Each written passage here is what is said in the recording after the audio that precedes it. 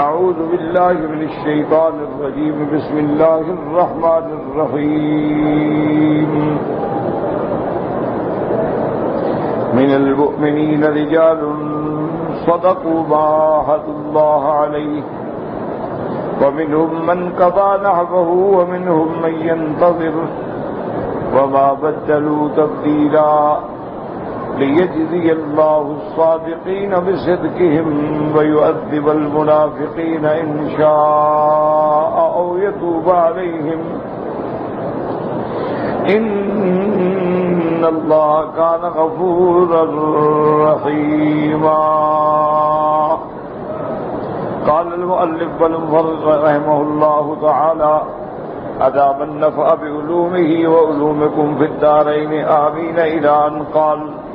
وقال أيضا حدثنا أحمد بن عصام الأنصاري قال حدثنا أبو عامر يعني العقدي قال حدثني إسحاق يعني ابن طلحة بن عبيد الله عن موسى بن طلحة قال دخلت على معاوية رضي الله تعالى عنه فلما خرجت دعاني فقال ألا أذو عندك ابن أخي حديثا سمعته من رسول الله صلى الله عليه وسلم أشهد لسمعت رسول الله صلى الله عليه وسلم يقول طلحة ممن قضى نحبه.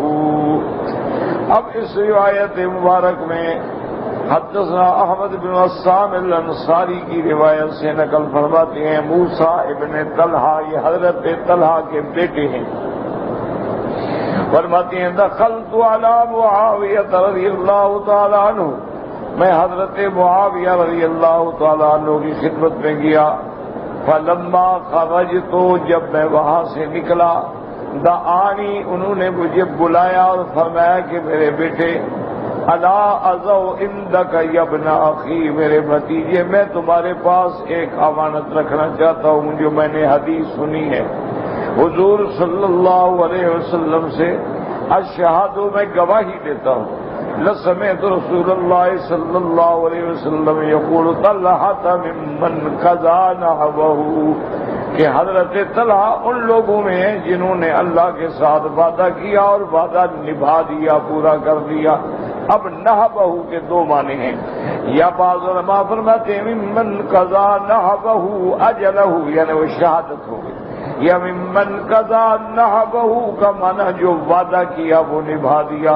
تو حضرت طلحہ بھی ان لوگوں میں ہیں رضی اللہ تعالی عنہ وارضاہ کہ جنہوں نے اللہ سے جو وعدہ کیا وہ سچا کر دکھایا.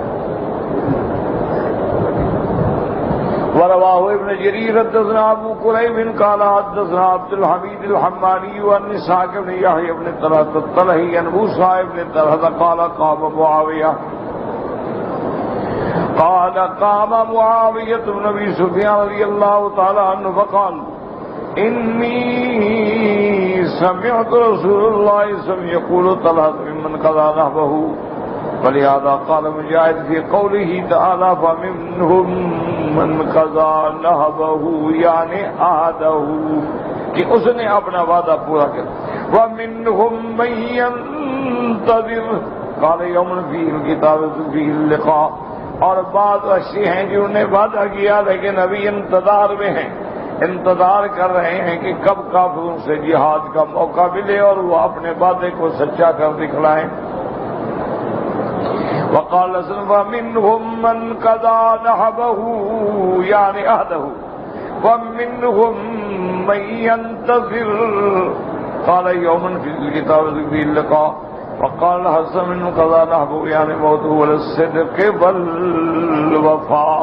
حضرت حسن رحمۃ اللہ علیہ اس کی تفسیر فرماتی ہیں فمنهم من قضى نحبه، کیا معنی؟ یعنی موته والصدق والوفاء، کہ جن لوگوں نے وعدہ کیا اور پھر اپنی وعدے کو سچا کر دکھایا، اللہ کے راستے میں شہید ہو گئے لڑتے لڑتے.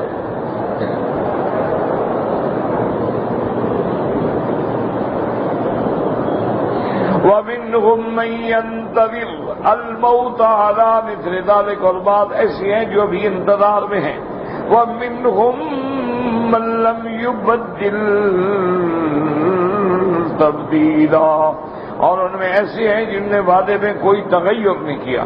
وقضا قال قتادہ وقال بعض نحبه نظره ومنهم من قضا نحبه. بعض علماء فرماتی ہیں نحب مانا نظر، کہ جو انہوں نے اللہ کے رستے میں منت مانی تھی کہ تیرے رستے میں شہید ہوں گے وہ پورا کر دکھایا. بعض فرماتے ہیں نحبه اجرہ، بعض فرماتے ہیں نحبه مانا عہدہ، بعض فرماتے ہیں نحبہ مانا نذرہ، یعنی لیکن سارے معنی ایک ہیں. منت بھی تو یہی تھی نا کہ مولا تیرے رستے میں شہید ہو جائے، شہید ہو گئے تو وعدہ پورا ہو گیا. وقوله تبارک وتعالی وما تبدلوا تبدیلا اے وما غیروا عہدهم وبدلوا الوفاء بالغدر. یہ وہ لوگ ہیں جنہوں نے کوئی تغیر نہیں کیا اپنے وعدے میں، جو وعدہ کیا اس پہ قائم رہے. یہ نہیں کیا کہ وفا کے بجائے دھوکہ کریں، کہ وعدے کو توڑ ڈالیں جیسے منافقوں نے توڑ ڈالے. بل استمروا على ما عاهدوا الله عليه وما نقضوه، بلکہ اپنے وعدے پہ ثابت قدم رہے اور وعدے کو نہیں توڑا جیسے کہ منافقین نے توڑا تھا. اور جو آ کے بہانے بناتے تھے ان بیوتنا عورۃ وما هي بعورۃ ان يريدون الا فرارا فلقد كانوا عهد الله من قبل يولون الادبار.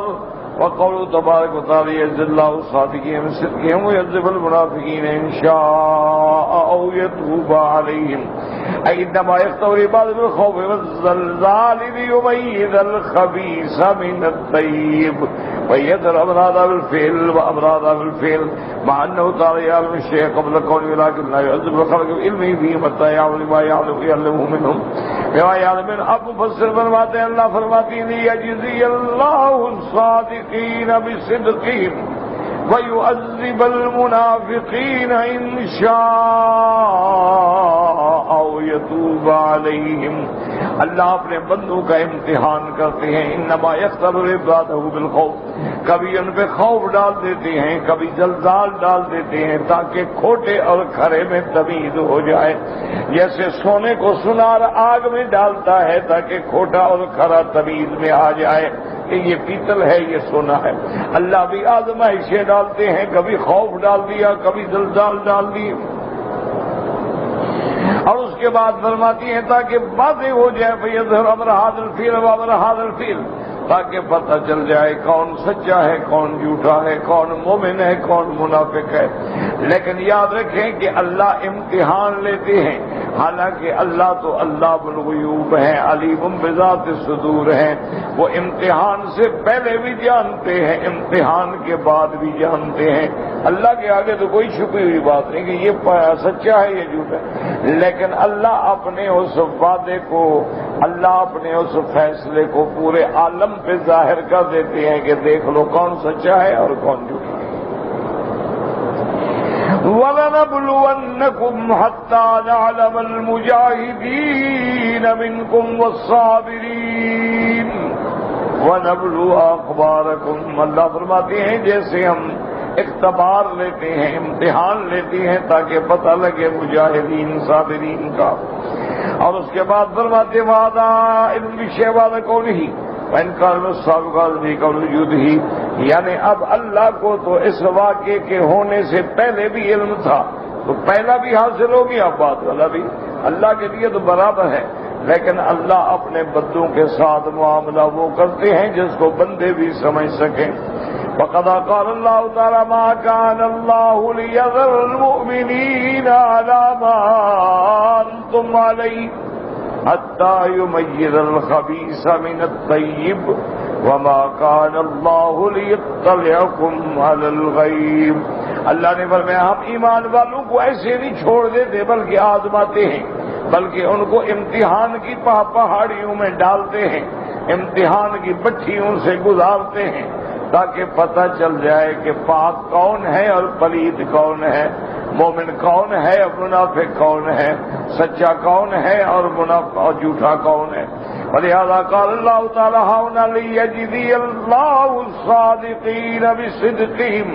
اے بصبر ولا معاذ اللہ علیہ وقیام بھی واسم علیہ، تاکہ اللہ ان لوگوں کو انعام دیں اور بدلے دیں جو اپنے وعدے میں سچے رہے ہیں اور جو وعدہ کیا وہ پورا کر دکھایا۔ وَيُعَذِّبَ الْمُنَافِقِينَ، اور اللہ منافقوں کو عذاب دیں۔ وَهُمُ الْمُنَافِقُونَ لِعَهْدِ اللَّهِ، اور منافق وہ ہیں جنہوں نے اللہ سے عہد توڑ ڈالا۔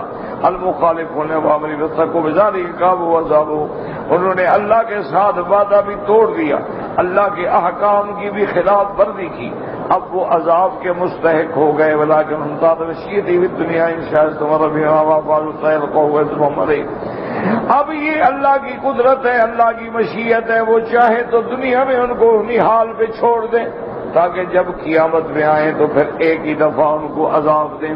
وَإِن شَاءَ تَابَ عَلَيْهِم مِّنَ السَّمِّ النُّزُولِ النِّفَاقِ الْإِيمَانِ وَالصَّائِبَاتِ الْفُسُوقِ وَالْعِصْيَانِ، اور اگر اللہ چاہیں ان کو ہدایت بھی دے دیں، ہدایت کا فیصلہ فرما دیں کہ وہ نفاق سے توبہ کر کے پکے مومن بن جائیں، سچے مومن بن جائیں۔ فَلَمَّا كَانَ رَحْمَتُ وَرَحْمَتُ تَبَارَكَ وَتَعَالَى بِخَلْقِهِ الْغَالِبَةُ الْغَضَبِ فَقَالَ، کیونکہ اللہ تبارک و تعالیٰ کی رحمت جو ہے اس کے غضب پہ غالب ہے، اللہ کی جانب رحمت، اللہ کی رحمت جیسے حدیث میں آتا ہے سبقت رحمتی علی غضبی، اور اسی طرح صحیح حدیث میں آتا ہے کہ اللہ نے جو 100 درجہ رحمت کا پیدا فرمایا ہے، ایک درجہ صرف دنیا میں ظاہر کیا ہے۔ اللہ فرماتے ہیں اسی ایک درجے کا اثر ہے جو تم میں محبت ہے، جو تم میں پیار ہے، ماں میں، بیٹے میں، بھائی میں، بہنوں میں، دوست، یہ ایک درجہ ہے۔ 99 درجہ اللہ نے چھپا کے رکھا ہے، قیامت والے دن ظاہر فرمایا، تو پھر اس کی رحمت کا کیا ٹھکانہ ہوگا؟ تو اسی لیے فرماتے ہیں رحمتی وسعت کل شیء، اور حدیث الہی میں ہے رحمتی سبقت علی غضبی، میری رحمت جو ہے میرے غضب پہ سبقت لے گئی ہے۔ اسی طرح قرآن پاک کی تفسیر میں حدیثوں میں آتا ہے کہ جب شیطان ملعون بدبخت نے کہا میرا مولا میں تیرے بندوں کو گمراہ کروں گا، ثم لآتینہم من بین ایدیہم ومن خلفہم وعن ایمانہم وعن شمائلہم ثم لا تجد اکثرہم شاکرین، میں تیرے بندوں کو آگے سے بھی حملہ کروں گا، پیچھے سے بھی، دائیں سے بھی، بائیں سے بھی، پھر آپ دیکھیں گے کہ تیرے شکر کرنے والے تھوڑے بندے ہیں، میں سب کو تیرا نافرمان بنا ڈالوں گا۔ اللہ پاک نے فرمایا فَبِعِزَّتِي وَجَلَالِي، اے ملعون مجھے بھی اپنی عزت و جلال کی قسم ہے کہ جب توبہ کریں گے میں بھی معاف کر دیا کروں گا۔ تو اللہ سے دعا کریں اللہ ہمیں سچی توبہ نصیب فرما دے۔ استغفر اللہ الذی لا الہ الا هو الحی القیوم واتوب الیہ، استغفر اللہ ربی العظیم من کل ذنب واتوب الیہ، استغفر اللہ استغفر اللہ استغفر اللہ۔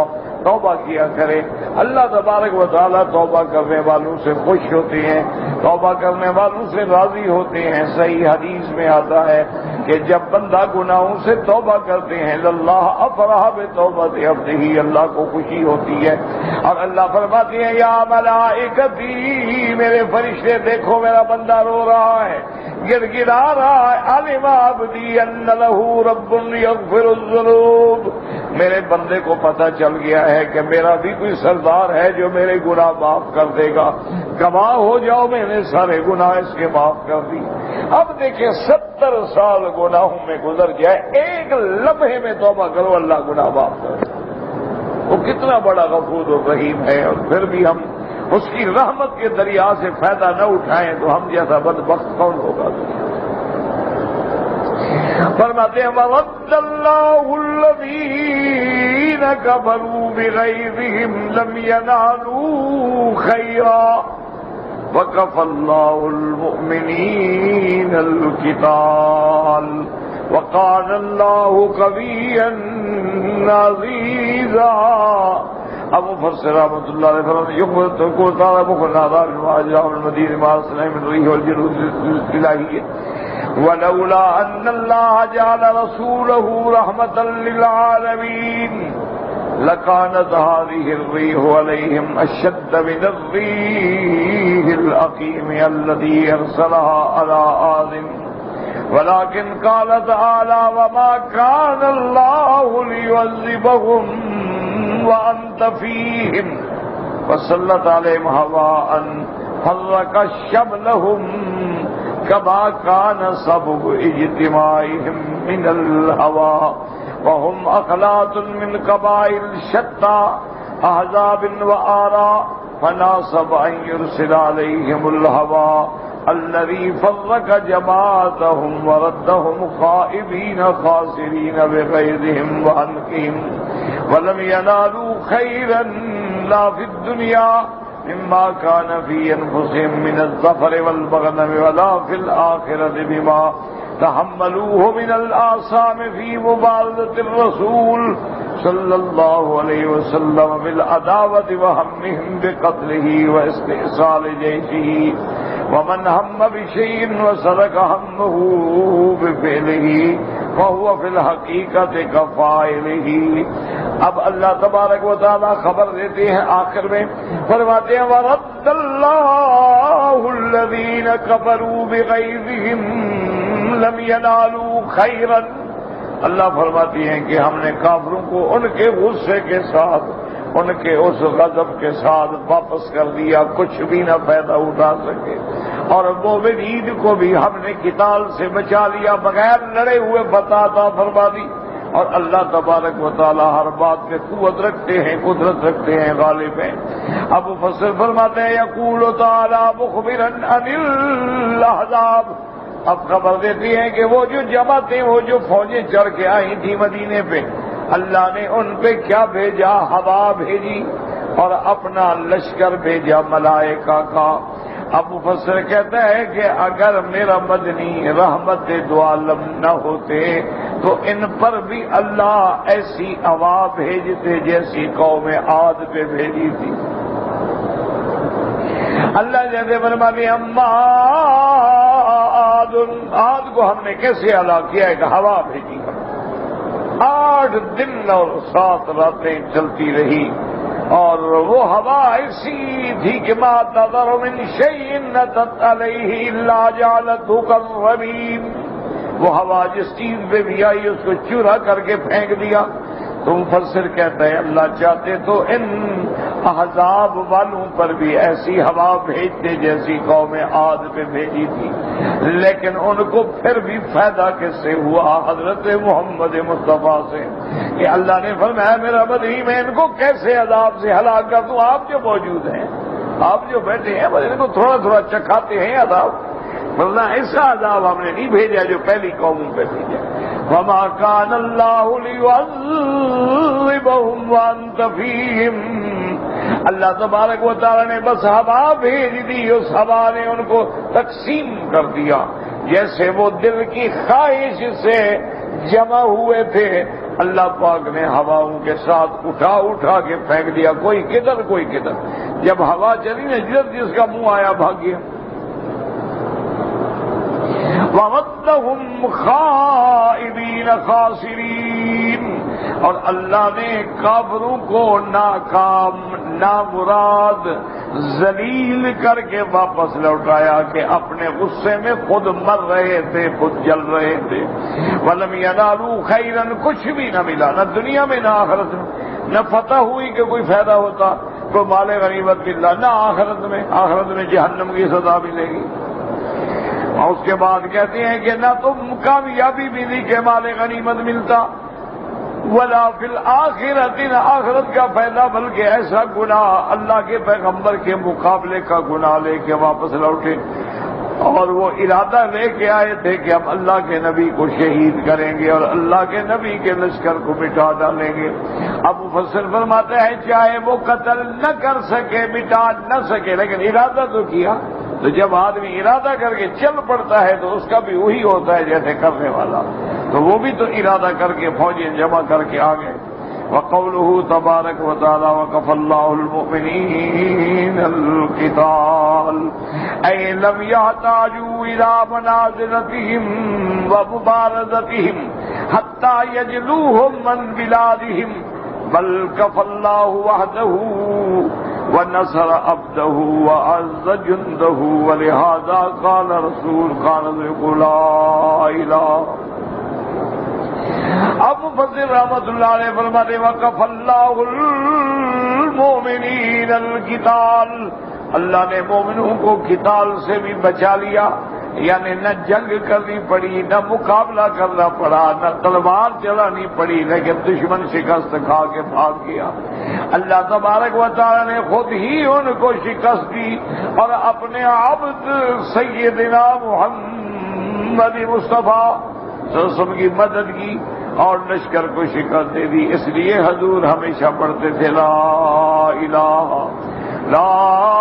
الا اللہ وحدہ صدق وعدہ ونصر عبدہ وأعز جندہ وہزم الأحزاب وحدہ فلا شیء بعدہ.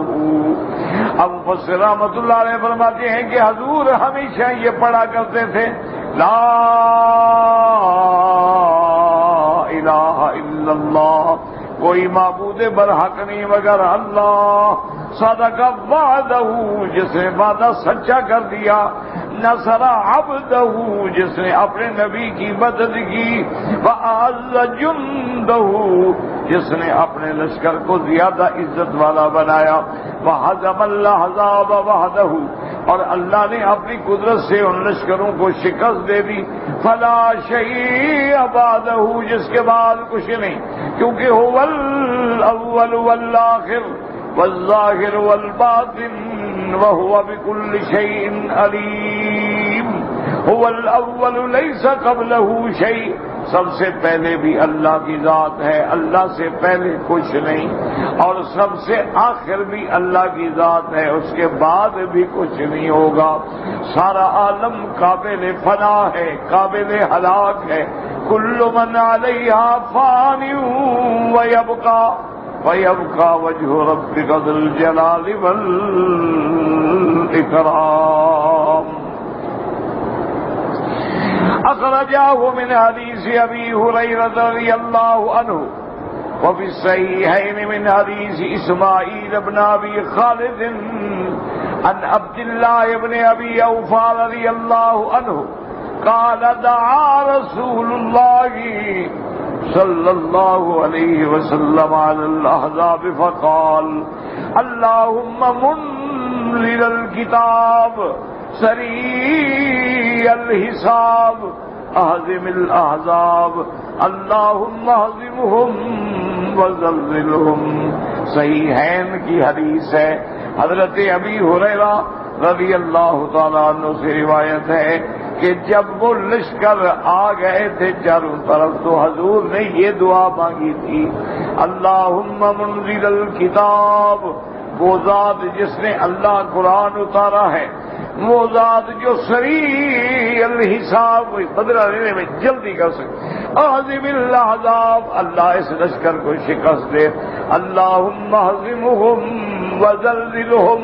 تو آپ بھی دعا کر لیں کہ اللہم منزل الکتاب سریع الحساب اہزم الاحزاب اليہود ومن آینہم ومن نصرہم اللہم اہزمہم اللہم زلزل اقدامہم اللہم خالف بین کلمتہم اللہم مزقہم کل ممزق اللہم انزل علیہم بأسک الذی لا يرد عن القوم المجرمین. یا اللہ تیرے دروازے پہ ہاتھ پھیلا کے بیٹھے ہیں، یا اللہ جو تیرے دین کو مٹانا چاہتے ہیں، تیرے اسلام کو مٹانا چاہتے ہیں، قرآن کو مٹانا چاہتے ہیں، تو ان کو مٹا دے، دنیا کے تختے سے فنا کر دے. وما ذلک علی اللہ بعزیز، اور میرا اللہ تیرے آگے تو کوئی مشکل بھی نہیں. انما امرہ اذا اراد شیئا ان یقول له کن فیکون. فسبحان الذی بیدہ ملکوت کل شیء وإلیہ ترجعون. یا الہ العالمین، عالم اسلام میں یہودیت نے ہر طرف اپنے پنجے گاڑ دیے ہیں.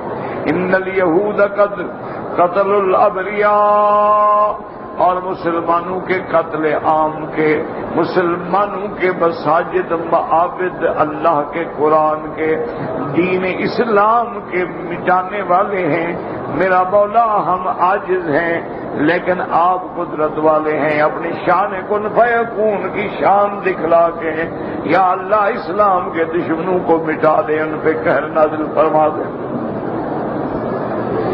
فرماتے وَكَفَ اللَّهُ الْمُؤْمِنِينَ الْقِتَالَ اشارۃ الی بدء الحرب بینہم وبین قریش، کہ اللہ نے ایسا انتظام کیا کہ جنگ جو تھی وہ ختم ہو گئی۔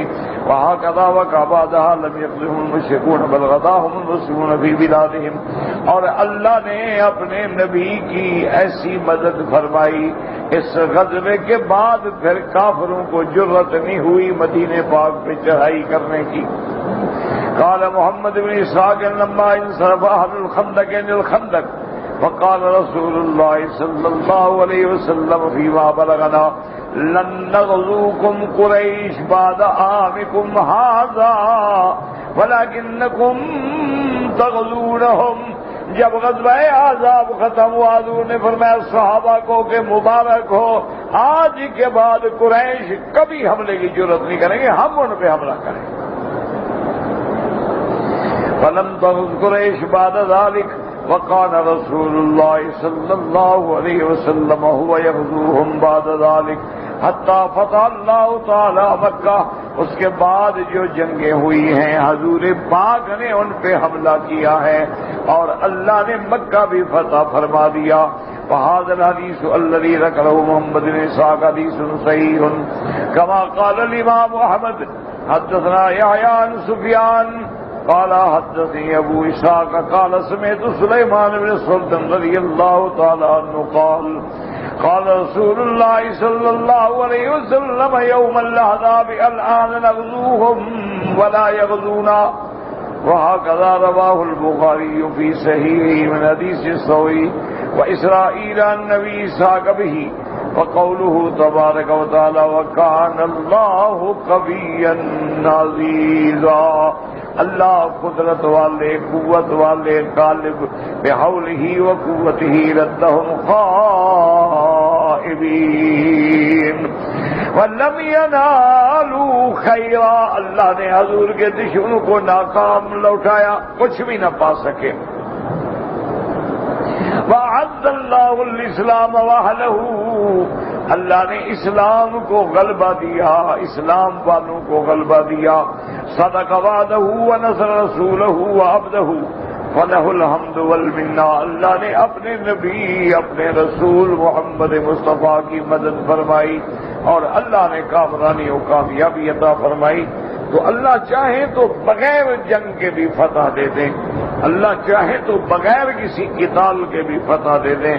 وما ذلک علی اللہ بعزیز، مسلمانوں کچھ بھی نہیں کر سکتے ہو نا۔ جو لوگ عمرے پہ آئے ہیں، آپ مسافر ہیں، اللہ کے مہمان ہیں، اور اللہ اپنے مہمانوں کی دعا کبھی رد نہیں کرتے۔ تہجد کے وقت میں اسی نیت سے 2 رکعت پڑھ کے دعا کر لیا کرو کہ اللہ عالم اسلام پہ رحم فرما، اللہ عالم اسلام کی حفاظت فرما، مساجد مدارس کی حفاظت فرما، دین والوں کی حفاظت فرما، یہودی اور ان کے گماشتے اور ان کے مددگاروں پہ اپنا قہر نازل فرما، اور مسجد اقصی کی آزادی کا فیصلہ فرما، اور ہر جگہ مسلمانوں کو قوت و طاقت و غلبہ عطا فرما دے۔ کچھ نہ کرو، مکے میں رہو، مدینے میں رہو، طواف کے بعد 2 رکعت پڑھ کے بس یہ دعا دل سے رو کے اکیلے میں جب کوئی نہ ہو تو انشاءاللہ دعائیں جو ہیں وہ کبھی خالی نہیں جاتی۔ کہ ہم لوگ عمرے کے لیے آئے ہیں،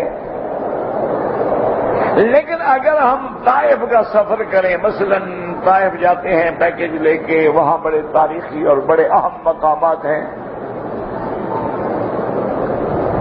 حضرت عبداللہ ابن عباس رضی اللہ تعالی عنہ حبر المفسرین کی قبر بھی وہاں ہے، اور اسی طرح حضور صلی اللہ علیہ وسلم نے جس قبیلہ بنو سعد میں دودھ پیا ہے وہ جگہ بھی وہی ہے، اور بھی بھی بڑے بڑے معجزات کے مقامات ہیں جہاں حضور پاک تشریف لے گئے ہیں۔ سرکار دو عالم نے جب اہل طائف کو دعوت دی اور ان کے ظالموں نے پتھر برسائے تو یہ مقام بھی وہی ہے۔ رحمت دو عالم جب واپس آئے اور درمیان مکہ اور طائف کے باغ میں تشریف فرما ہوئے تو یہ مقام بھی وہی ہے۔ بڑے بڑے تاریخی مقامات ہیں۔ تو بہرحال اگر آپ کو اللہ لے جائے تو واپسی پہ احرام باندھنا ضروری ہے، کیونکہ طائف جو ہے وہ میقات ہے، یاد رکھو۔ جیسے مدینہ منورہ میقات ہے، طائف میقات ہے، یلملم میقات ہے، اور جوہفہ میقات ہے، کرنل منازل میقات ہے، ذل حلیفہ میقات ہے۔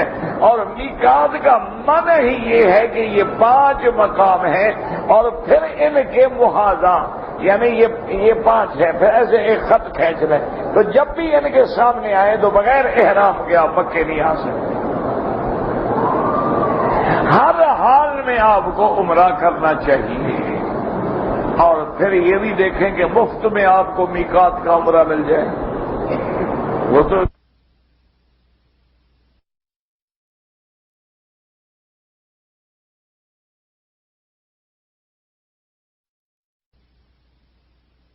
وجہ کیا ہوتی؟ اللہ اپنے گھر کا عمرہ کرنے نہیں دیتے، کہتے ہیں جو بس یہ کر لیا وہ دفع ہو جائے۔ اور قبولیت کا معنی یہ ہوتا ہے کہ تڑپ ہوتی ہے کہ یا اللہ مجھے ایک اور موقع دے دے، مجھے ایک اور موقع دے دے، میں ایک اور طواف کر لوں، میں اور قرآن پڑھ لوں، میں ایک اور، سمجھ لو کہ پہلا میرا قبول ہو گیا۔ حضور نے فرمایا کہ اگر نیکی کے بعد نیکی کی توفیق ہو تو سمجھو کہ پہلی نیکی قبول ہو گئی، اور یہ سمجھو کہ یار عمرہ کر لیا ہے، بس ایک ہی کافی ہے، تو مولوی ہے ایسے ہمیں مراج میں بھگا بھگا کے مار ڈالیں گے، مولویوں سے ویسے بھی لوگ تنگ ہیں۔ انا للہ و انا الیہ راجعون، بس دعا کرو اللہ ہمارے حال پہ رحم فرما دے۔ بالکل سچ فرمایا میرے پاک نبی نے، آپ نے فرمایا ایک وقت آ جائے گا ان یکون المعروف منکرا والمنکر معروفا، کہ جو معروف ہے وہ تو منکر بن جائے گا اور جو منکر ہے وہ معروف بن جائے گا۔ یعنی آج دیکھ لیں آپ، ہر آدمی وہ مجرم ہے جو سچی بات کہتا ہے، نبی کے طریقے پہ چلتا ہے، نبی کی شکل بناتا ہے، وہ مجرم ہے۔ ہر وہ آدمی جو انگریز کا ہم شکل ہے، کریم شیو ہے، 3 پیس سوٹ پہنتا ہے، ٹائی لگاتا ہے، منہ ٹیڑھا کر کے انگریزی بولتا ہے تاکہ پتہ لگے کہ نسلی انگریز ہے، اس کے لیے کوئی تکلیف نہیں۔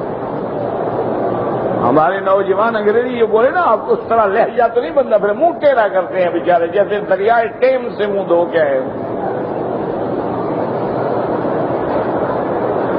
انا للہ و انا الیہ۔ اور آج بھی جو آدمی وہ لہج استعمال کرے جو محمد مصطفیٰ نے کیا ہے، اور چہرے پہ حضور کی سنت کا نور ہو، سر پہ حضور کے امامے کا نور ہو، لباس اسلامی ہو، وہ دو انتہا پسند ہے، وہ دہشت گرد ہے، وہ ظالم ہے، وہ قاتل ہے، وہ پوری دنیا کا فساد کرنے والا وہی ہے۔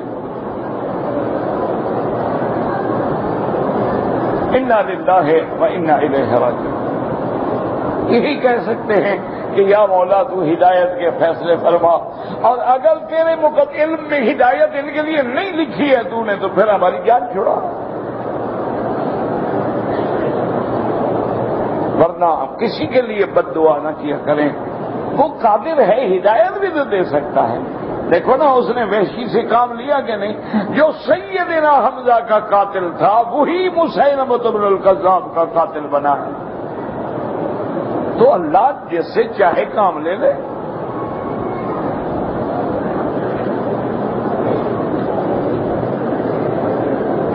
جی کے خامند بیوی میں جھگڑا ہوا، اس نے محکمے میں جا کے درخواست دی، مہر بھی واپس کر دی اور طلاق لے لی، یہ ہوتا ہے خلو، عورت کو خلو لینے کا حق ہے۔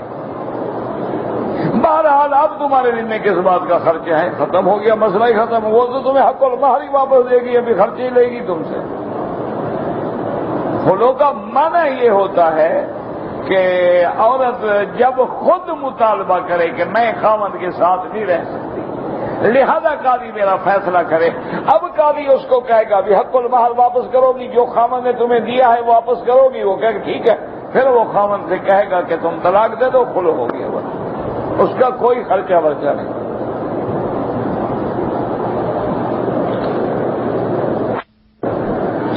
مرد اور عورت کو کس طرح پردہ کرنا چاہیے؟ عورت والا پردہ مرد پہن لے، اور مردوں کا تو پردہ ہوتا نہیں، لہذا عورت کو آپ کیا دیں گے؟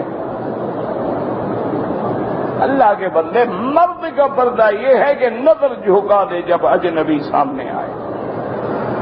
قل للمؤمنین یغضوا من ابصارہم، فرمایا ایمان والوں سے کہہ دو کہ اگر اجنبی عورت سامنے آ گئی ہے تو اپنی آنکھیں نیچی کرو۔ اور عورت کا پردہ یہ ہے کہ سر کے بالوں سے لے کر پاؤں تک ایک ذرے کے برابر بھی کوئی چیز ظاہر نہ ہو، صرف اپنے آگے کپڑا ڈال دے تاکہ نیچے راستہ دیکھ کے چل سکے۔ جہاں تک چہرے کی بات ہے، پردہ تو ہوتا ہی چہرے کا ہے، پاؤں کا پردہ ہوتا ہے۔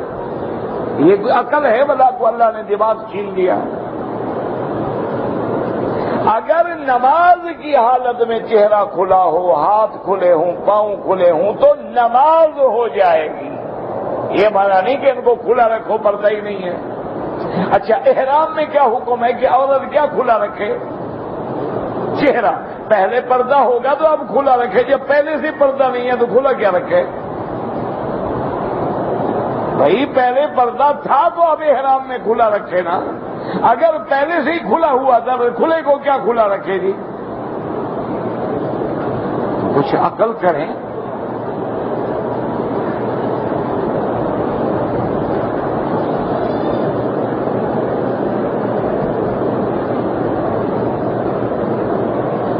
بہرحال اگر علم والا گناہ کرے تو اس کو زیادہ سزا ملتی، اس کا مطلب یہ نہیں کہ تم علم حاصل ہی نہ کرو تاکہ سزا نہیں ملے گی، وہ جو تھوڑی ملے گی نا وہ بھی کافی ہے، انگارہ چھوٹا ہو یا بڑا ہو جلا دیتا ہے۔ یہ تو سمجھانے کی بات ہے کہ ایک جاہل غلطی کرے اور ایک عالم کرے تو عالم کو زیادہ سزا ہے۔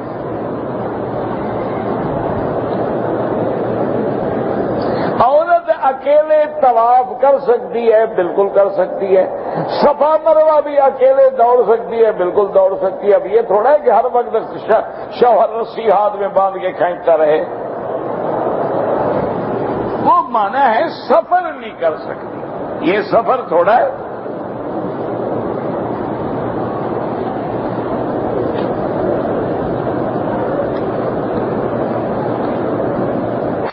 ظہر اور عصر کی نماز کے قیام کے دوران میں دھیان نہیں رہتا، دھیان تو تیرا ویسے ہی کبھی نہیں رہتا، تو لہذا فاتحہ پڑھ لیں، فاتحہ پڑھ لو گے پھر دھیان ہو جائے گا، یہ کہاں لکھا ہوا ہے؟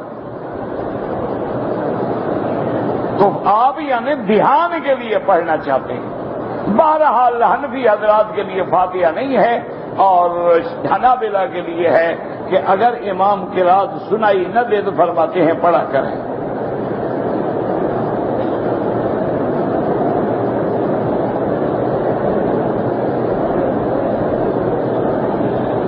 بہرحال آپ قرآن یاد کرتے رہیں، یاد ہو نہ ہو تمہاری ذمہ داری یہ نہیں، تمہاری ذمہ ہے محنت کرنا۔ قرآن کریم کو چومنے کا کوئی حکم نہیں، اگر حکم ہوتا تو حضور پاک چومتے، صحابہ چومتے۔ پتہ نہیں ہمارے ہاں مذہب صرف یہی چومنے کا نام رہ گیا ہے، قبر چومنا، قرآن چومنا، انگوٹھا چومنا، قبروں کا غلاف چومنا، کعبہ شریف کا غلاف، یہ چومنے کا نام مذہب ہے۔ میرے خیال میں کوئی مذہب میں بچے ہی کوئی نہیں، چومتے ہی رہو بس۔ انا للہ و انا الیہ راجعون۔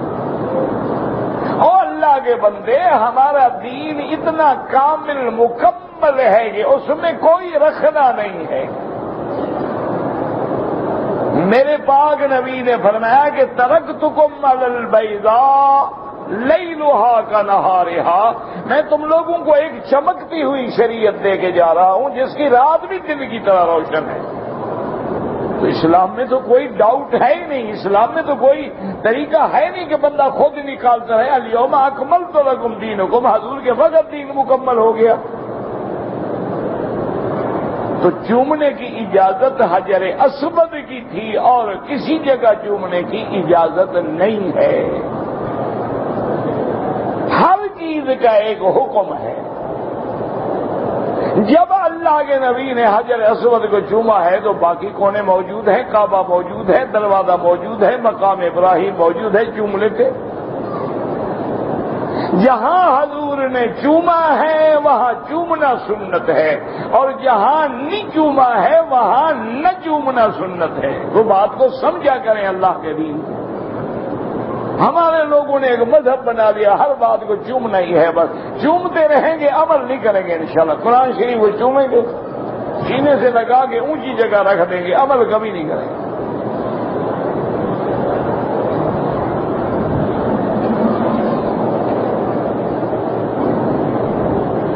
بہرحال جس نے بھی دعا کے لیے کہا ہے کوئی ضروری نہیں ہوتا کہ آپ کے نام لینے سے اثر ہوگا، اللہ تو جانتا ہے نا۔ اگر ہر مسلمان کا نام لینا شروع کریں نا، میرے خیال میں سارا دن جنازہ ہی پڑھتے رہیں۔ اللہم اغفر لجمیع المسلمین والمسلمات والمؤمنین والمؤمنات الاحیاء منہم والاموات اللہم من توفاہ منا وتوفا، یعنی ایک جامع دعا ہوتی ہے۔ ہر کسی کا نام لینا جو ہے نا، وہ جو تم دعا چاہتے ہو وہ دعا لی جاتی ہے، وہ دعا کہنے سے نہیں ہوتی۔ بد دعا لینی ہو نا، کسی بزرگ کو مارو 2-3 لکڑیاں، انشاءاللہ ایسی بد دعا دے گا تو نسلیں اجڑ جائیں گی۔ بد دعا بھی اندر سے نکلتی ہے، دعا بھی اندر سے نکلتی ہے۔ کسی کو ایسا راضی کرو کہ اس کے دل سے تیری دعا نکلے، اگر ناراض کرو کہ خود بخود بد دعا نکل جائے گی، کہنے کی ضرورت نہیں ہوتی۔ رکن یمانی پہ ہاتھ لگانا سنت ہے، تفصیل کی کیا ضرورت ہے، بس یمن کی طرف ہے۔ عصر نماز کی کوئی سنت مؤکدہ نہیں ہے۔ عصر سے پہلے پڑھنا چاہیں تو 4 سنت پڑھ سکتے ہیں، بعد میں کوئی سنت نہیں۔ عشاء کی پہلے چاہیں 4 پڑھ لیں، بعد میں 2 پڑھ لیں۔ عمرے کا طریقہ یہ ہے کہ میقات پہ آ کے غسل کرے، 2 چادریں باندھے، 2 رکعت پڑھے، لبیک بعمرۃ، لبیک پڑھتا ہوا آ جائے، سلے ہوئے کپڑے، خوشبو سے، شہوت سے، گندی باتوں سے اپنے آپ کو محفوظ رکھے، لبیک پڑھنے میں مصروف رہے، اللہ کے ذکر میں مصروف رہے، خوشبو نہ لگائے، شکار نہ کرے، مکے میں پہنچے طواف کرے، 2 رکعت پڑھے، صفا مروا دوڑے، بالوں پہ اس طرح پھروا دے، عمرہ ہو گیا۔ اگر عصر کی نماز کے بعد طواف کریں تو امام ابو حنیفہ رحمۃ اللہ علیہ کے نزدیک 2 رکعت جو ہے مغرب کے بعد پڑھیں، باقی ائمہ کے نزدیک مکے میں جائز ہے۔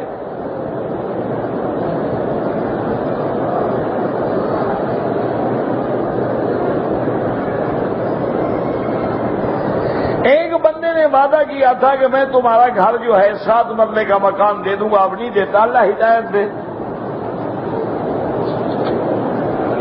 قرآن میں گھنٹی، موبائل میں یعنی گھنٹی کے بجائے قرآن فیڈ کریں بالکل ناجائز ہے۔ قرآن کی توہین ہے کہ تم نے اس کو گھنٹی بنا دیا ہے، اور پھر تم لیٹرین میں بیٹھے ہو اور قرآن پڑھنا شروع ہو گیا موبائل۔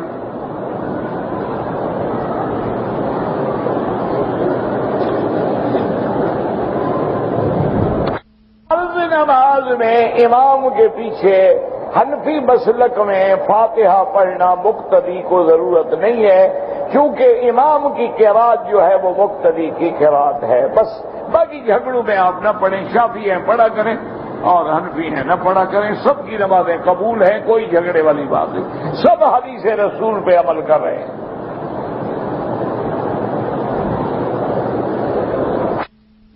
اسلام کو مٹانا چاہتا ہے، یہ ابھی تک نماز کے مسئلے بھی حل نہیں کر سکے۔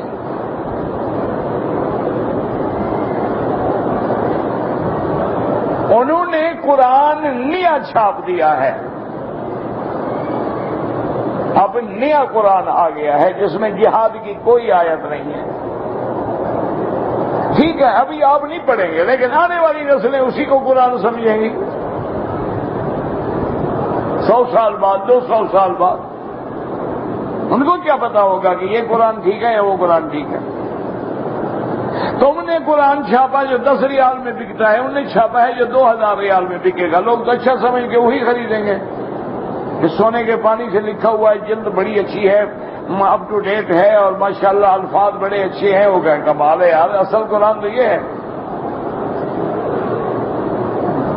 دشمن دیکھے نا، اب اس نے موبائل کے ذریعے تمہارے گلے میں ایسا عذاب ڈال دیا ہے کہ کعبے میں کھڑے ہو میوزک بج رہا ہے۔ ریاض الجنہ میں جہاں آواز اونچی کرنے کی اجازت نہیں، وہاں میوزک بج رہا ہے۔ دشمن کتنا چالاک ہے، اس نے ایسے حالات پیدا کر دیے ہیں۔ دیکھو نا جی، اب ایک آدمی ہے، اس کو اس نے چوری نہیں کی، پولیس اس پہ تشدد کرتی ہے، مارتی ہے، لٹکاتی ہے، وہ برباد ہو جاتا ہے۔ کی نہیں تو کہاں سے دے؟ کہتی ہیں بڑا پکا ہے جی، یہ بڑی برداشت کر رہا ہے، اس کی قوت برداشت بہت زیادہ ہے، دیکھو کتنے دن سے مار کھا رہا ہے، اس کے بعد ہو تو دے، مار کیا کھا رہا ہے، اس کے بعد ہو تو شاید وہ 1 گھنٹہ بھی تشدد برداشت نہ کرے۔ جب نہیں ہے تو کہاں سے دیں؟ جب مسلمان جو ہے داڑھی والا مجرم نہیں ہے تو کیسے کہے کہ میں مجرم ہوں؟ وہ تو اسلام سلامتی کا نام ہے، ایمان امن کا نام ہے، قرآن۔ اور ایک ذرا ٹھنڈے دل سے ایمان سے غور کریں، آج سے 50 سال پہلے کسی دینی مدرسے میں، کسی مسجد میں، کسی جگہ کوئی لڑائی، کوئی گولی، کوئی سر پھٹول ہوا؟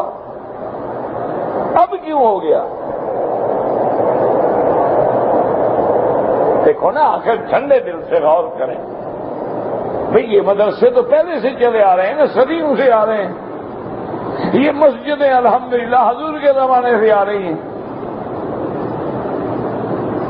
صحابہ کے دور گزرے، خلفاء کے گزرے، تابعین کے گزرے، تبع تابعین کے گزرے، بلکہ تمہارا اپنے دور میں گزرے ہیں۔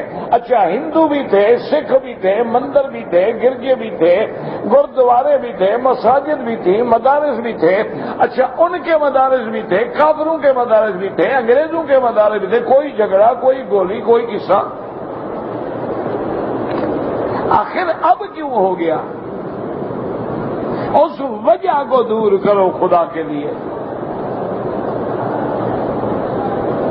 کہ بھئی آخر یہ 10-20 سال میں کیا ہو گیا؟ ہر داڑھی والے کو دورہ پڑا ہے، پاگل ہو گیا، کوئی مرگی کا دورہ پڑ گیا، کوئی ٹیکہ لگایا گیا اس کو۔ وجہ یہ ہے کہ ان کو اتنا ذلیل کیا گیا، اتنا ستایا گیا کہ دیوار سے لگ گئے، یا ٹکر مار کے سر پھاڑ دیں یا دیوار توڑ دیں۔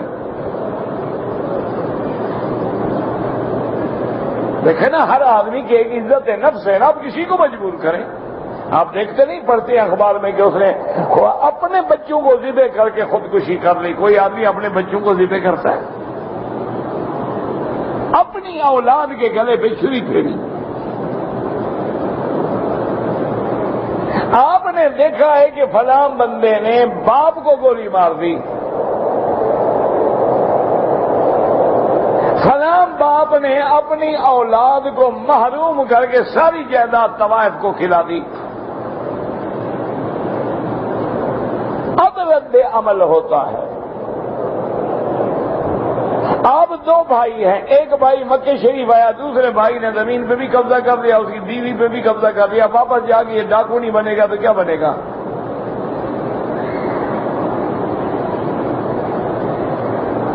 آپ کہیں دیکھو جی اچھا ہے، مکہ شریف سے آیا، آتے ہوئے لڑائی شروع کر دی، اور جس نے مکان چھینا، بیوی چھینی، ظلم کیا، زنا آ گیا، اس کا نام کی نہیں، اور جی مکے سے آئے، دیکھو آتے ہوئے لڑنا شروع ہو گیا۔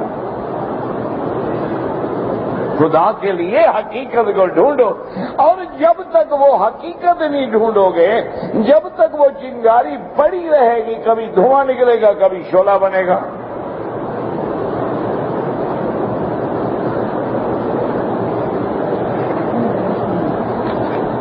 1400 سال میرا بھائی جو فاتحہ پڑھتے ہیں اللہ قبول فرمائے، جو نہیں پڑھتے اللہ قبول فرمائے، خدا کے لیے حضور کی امت کو نہ لڑائیں۔ وہ بھی ایک حدیث پہ عمل فرما رہے ہیں کہ لا صلاۃ الا بفاتحۃ الکتاب، کہ فاتحہ کے بغیر نماز نہیں ہوتی۔ تو امام ابو حنیفہ فرماتے ہیں کہ کوئی نماز مجھے بتاؤ تو صحیح نا جس میں فاتحہ نہ ہو۔ ہمارا بھی ایمان ہے کہ فاتحہ کے بغیر نماز نہیں ہوتی، لیکن کوئی نماز بتائے نا جس میں فاتحہ نہ ہو۔ اب جھگڑا ہے کہ امام نے پڑھی یا مقتدی نے، لیکن نماز میں تو فاتحہ آ گئی نا۔ نماز تو بغیر فاتحہ کے نہیں ہے نا۔ اب مسئلہ رہ گیا کہ امام نے پڑھی، مقتدی نے پڑھی، تو حدیث ہے کہ اذا قرأ فانصتوا، جب امام پڑھے تو تم چپ رہو۔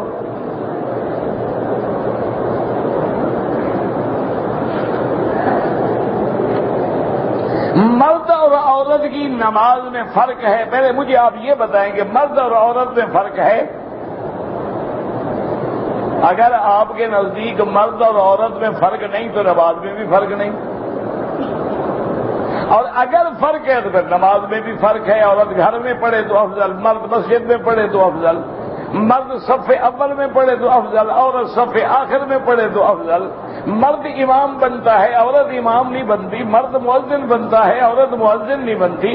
اسی لیے حکم ہے کہ عورت کی نماز جتنا بدن اس کا زمین کے قریب ہوگا اتنا زیادہ ثواب۔ تمہیں فرق نظر ہی نہیں آتا ہے۔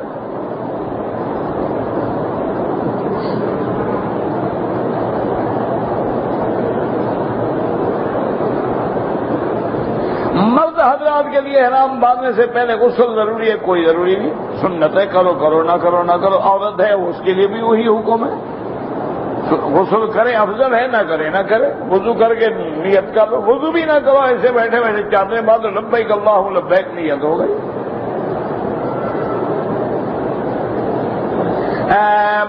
عمرہ کرنے کے بعد عورت اپنے بال کتنے کٹوائے؟ بھئی یہ تو مسئلہ پہلے دور میں تھا، اب کیا ہے؟ اب تو عورتیں ویسے شوق سے کٹواتی ہیں، اب پوچھنے کی کیا ضرورت ہے؟ بھئی یہ تو مسئلے تھے پرانے دور میں جب ہم لوگ پڑھتے تھے دیہاتوں میں۔ اس دور میں تھا کہ عورت کو بال کٹانا جو تھا سب سے بڑا جرم تھا، سب سے بڑی سزا تھی، یعنی ڈاکو دشمن جو تھے وہ بھی بڑی سزا دیتے تو عورت کا سر مونڈ کے چلے جاتے تھے۔ عورت کے بال مونڈو تو مانا یہ ہے کہ عورت مر گئی ہمیشہ کے لیے۔ اب تو شوق سے جا کے ماشاءاللہ بیوٹی پارلر میں بیٹھتی ہے، کٹنگ کرواتی ہے، روزانہ نئے نئے شیپ بناتی ہے۔ اس کے لیے اب کیا مسئلہ ہے؟ جتنا مرضی ہے جناب کاٹ لے، جتنا مرضی ہے نہ کاٹے، ہم مولوی سے مسئلے پوچھنے کی ضرورت رہ نہیں گئی۔ شریعت کا مسئلہ یہ ہے کہ ایک پور کے برابر کاٹے جہاں بال آخر میں پہنچے۔ تیرے بال تو آخر میں پہنچتے نہیں، تو نے تو بوئے کٹ بنائی ہوئی ہے۔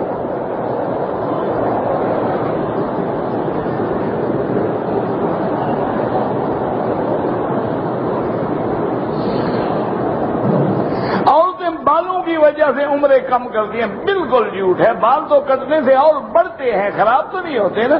جب آخر میں کاٹو گے تو شاخیں کٹ جاتی ہیں، بال دو شاخہ نہیں ہوتا، وہ تو زیادہ بڑھتا ہے۔ بالوں کی وجہ سے عمریں چھوڑ رہی ہے ماشاءاللہ، بڑا فکر ہے بھائی۔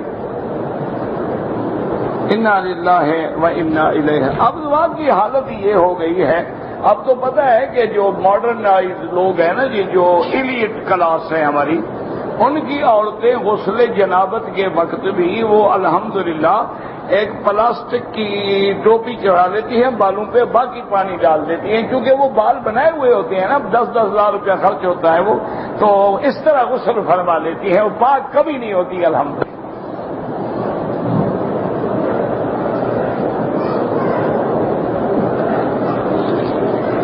یار پاک ہوں نہ ہوں، بال تو خراب نہ ہوں۔ کھانے والا کون سا ولی اللہ ہے؟ وہ بھی تو پلید کھانے کا عادی ہے۔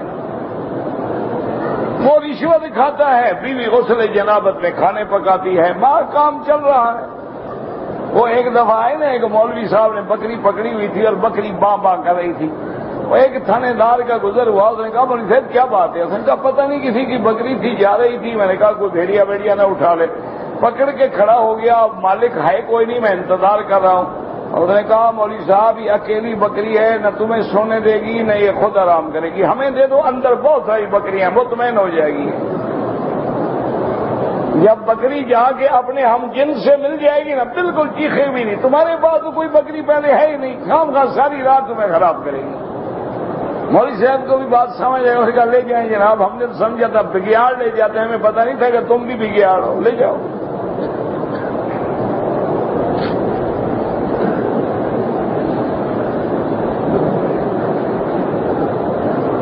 اگر عمرے کے بجائے بھی میاں بیوی مکے میں آئے ہیں، اعتکاف کرنا چاہیں، نفل اعتکاف جب چاہو کر لو۔ دوران اعتکاف ضرورت کے لیے، غسل کے لیے، حمام کے لیے جا سکتے ہیں۔ عورتیں حرم میں نماز جنازہ پڑھ سکتی ہیں، بالکل پڑھ سکتی ہیں جناب، بالکل پڑھیں۔ عورت حیض والی کسی بھی مسلک میں مسجد میں داخل نہیں ہو سکتی، باہر بیٹھ کے دیکھتی رہے۔ نفل طواف ہو یا فرض طواف ہو یا واجب ہو، نیت کیا دل میں ہے یا اللہ طواف کر رہا ہوں مسلم اللہ اکبر، یہ کوئی ضروری نہیں کہ اللہم انی ارید طواف بیتک الحرام سبعۃ اشواط للہ تعالی، یہ تو بدعت ہے۔ یہ تو ہماری نماز والی نیت ہے نا، جیسے ہم لوگ نماز کرتے ہیں 4 رکعت نماز عشاء برائے خدا وقت 8:30 بجے پیچھے اس امام کے، امام فاتحہ پڑھ لیتے، یہ نیت کر رہے شریفہ، انا للہ، تکبیر تحریمہ سے بھی محروم ہو گیا، نیت ہو رہی ہے۔ اللہ کے بندے اب بیٹھے ہیں، نیت ہے تو عشاء کے لیے بیٹھے ہیں، بس اللہ اکبر، نیت ہے تو بیٹھے ہیں، نیت نہ ہو تو کیوں بیٹھے؟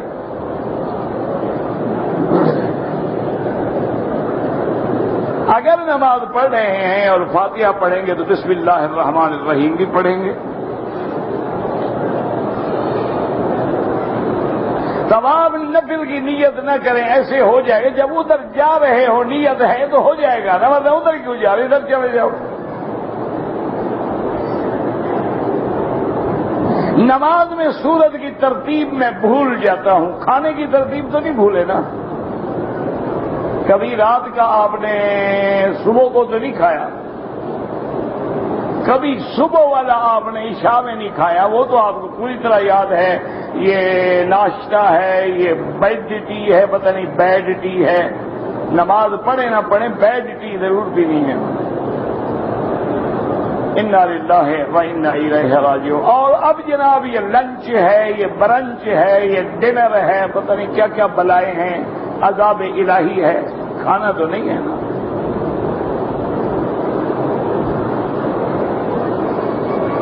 نماز میں اگر میں کوئی سورت شروع کروں پھر درمیان میں کروں، یہ کوئی کھیل تو نہ بناؤ نا، نہیں آتی ہے جتنی آتی ہے اسی کو بار بار پڑھتے رہو۔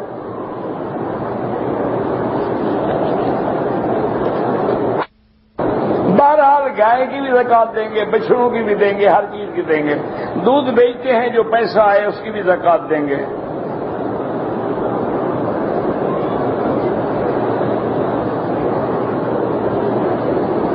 بہرحال یہ آپ جانے، اور رائے جو ہے نا اسماعیلی آغا خان، یہ تو سارے کافر فرقے ہیں۔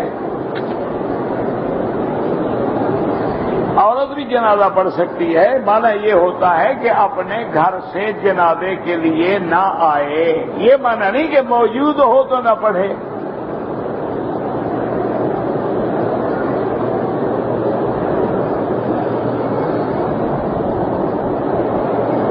میں نے صفا مروا کے 14 چکر کیے ماشاءاللہ۔ بہرحال اب تو جو ہونا تھا ہو گیا، آئندہ خیال رکھنا، ساتھ ہی کرنے ہیں۔